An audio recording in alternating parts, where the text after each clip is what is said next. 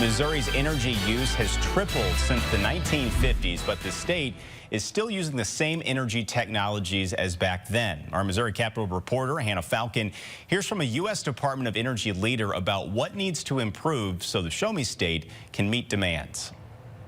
The world is becoming more electric. Computers, phones, even cars. And this is leading to an increase in energy use. In fact, one person uses 3 to 4 times more energy than a person did 50 years ago.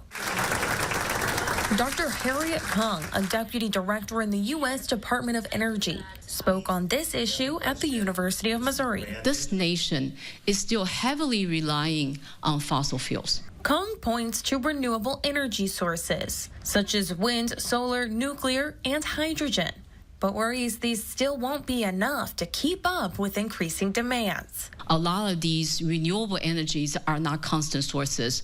We don't always have sun shining or wind blowing, and how do we really capture these excess electricity being generated by renewable sources? Missouri lawmakers introduced 16 bills that attempted to address energy solutions last year, but none of them made it to the finish line. A key issue when discussing these, money. We cannot deploy these clean energy unless they are economically competitive with other alternatives, right? So people will vote with their pocketbook.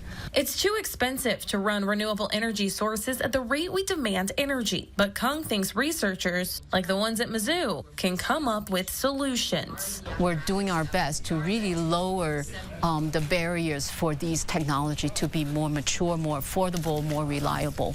I caught up with Representative Kent Hayden following the lecture. He was in a rush and didn't have time for an on-camera interview, but tells me he thinks nuclear and hydrogen energy are the future for Missouri.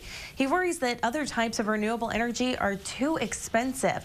In fact, he's worried that demand won't be able to keep up, and Missourians could see their bills double or even quadruple. Reporting in Jefferson City, I'm Hannah Falcon, First Alert 4. Illinois is now